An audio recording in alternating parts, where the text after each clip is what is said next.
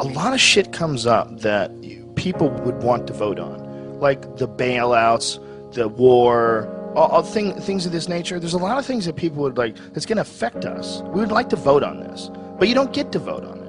You get to vote on a representative. These people are going to represent you once they get into office. And think about some of the laws that are in place to protect corporations. Think about some of the laws that are in place that fuck people over every day. They wouldn't be there if people were voting for them. We all have this desire to have someone lead us. We all have this feeling where we need someone who's smarter and wiser, who represents us. You know, and when you're really fucking dumb, the problem is really dumb people, they get a say in everything too. And they're subject to a lot of tricks. They're subject to nationalism. They're subject to these kind of ridiculous rah, rah, rah America speeches that don't say jack shit. They say nothing. It's all just this cheerleading fucking event. And they're subject to it. They can't help it. They're dumb. They don't know they're being bullshitted. They grew up around dumb people. They go to work with dumb people. There's no one in their family that's interesting or asks any questions at all, and they just get sucked right into it, man. The society is so greedy, we're willing to go to war. We're willing to go places and send these big metal machines that kill people and fuck people up just so we can make more money. And the way our society is set up, I mean, I've heard it argued, and argued successfully, that our society runs on war. You know, it runs on the domination of the other parts of the world.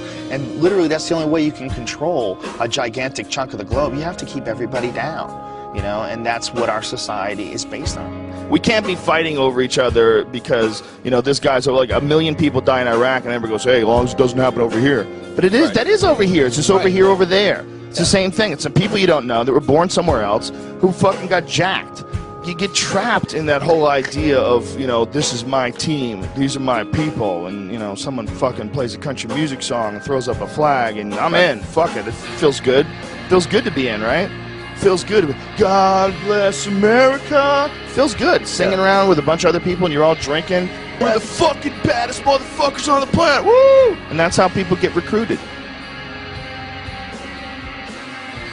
It's a clusterfuck, man. These poor fucking kids, man. Could you imagine being 18, 19, being talked into doing this shit for a bunch of bloodthirsty motherfuckers who just are trying to get whatever they're trying to get over there, whatever the fuck it is, whether it's lithium, you know, minerals in the mountains that they use to make cell phones, whether it's 90% plus of the world's opium supply, 90 fucking percent.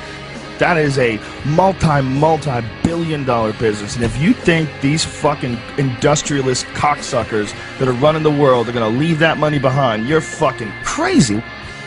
Dude, they've got United States Army troops guarding Poppy Field. There's fucking so much heroin there. I mean, it's incredible. The fucking brother of the president of Afghanistan, his brother was selling heroin and getting paid by the CIA. I mean, god damn it. Heroin is absolutely addictive, okay? People who try heroin get hooked. Heroin is everywhere, okay? So you need to sell it. Someone's selling it. Who's selling it? I don't know, but 90% of it comes from this one place where we have to be to save our freedom. You can't criticize it, because if you criticize it, you're a shithead. You don't appreciate the troops and what they're doing for you, and that's not the case at all. I just don't like the idea of these fucking people leading us in any direction where you need to sacrifice your life. Well, I don't believe it. I don't believe them. When there's been so many fucking lies. I mean, the more you look it up, the more, I mean, go into any of the stories on the weapons of mass destruction before we invaded and compare them to what we actually know that they really knew when they said that. It's like they did it on purpose. They wanted to get in there for whatever fucking reason. And if it's some crazy, the world is going to end if we don't stop this, but we can't tell you shit, like, I would love to believe you.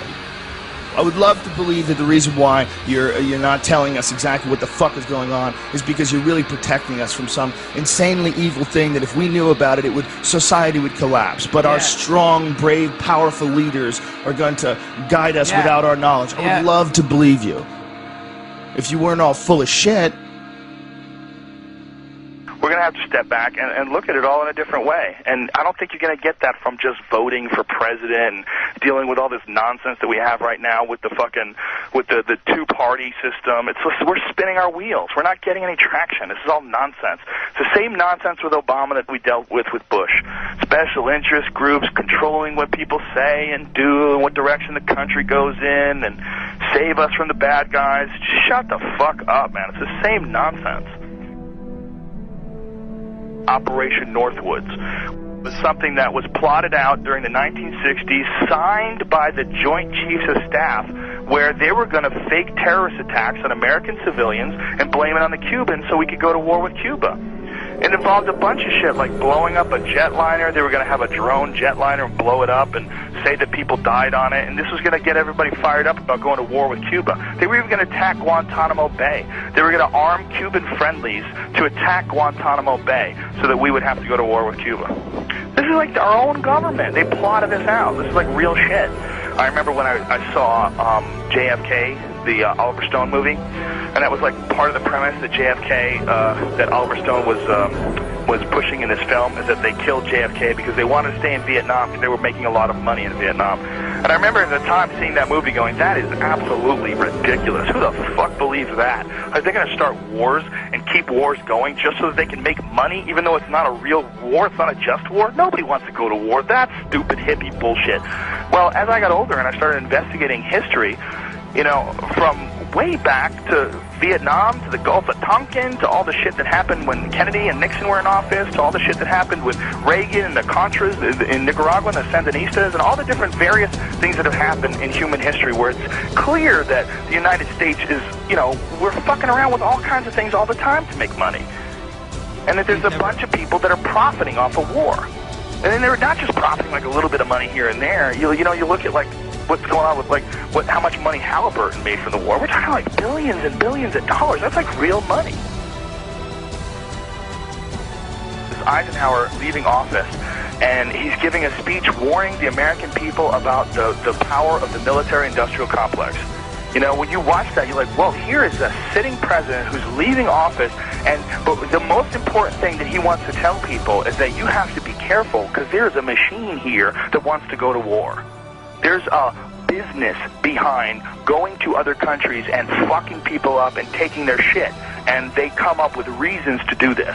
And they sacrifice American lives to do this. And they do it for profit. And it sounds absolutely ridiculous. It sounds absolutely outrageous that the greatest country on earth could be involved in something like that from the get-go. But yet, that's what history says. That's how it points. It points in that direction. It points in that direction that it's going in. In the councils of government, we must guard against the acquisition of unwarranted influence, whether sought or unsought, by the military-industrial complex. The potential for the disastrous rise of misplaced power exists and will persist. We must never let the weight of this combination endanger our liberties or democratic processes.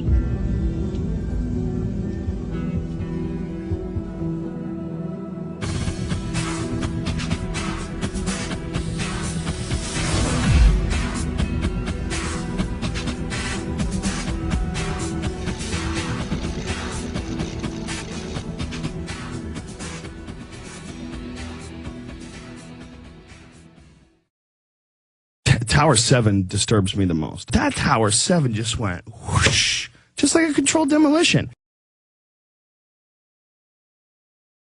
And everybody's like, yeah, but it had holes in the building, and you see the hole in the building. Yes, I see the hole in the building, but wouldn't it fall towards that hole? Why is it falling like that?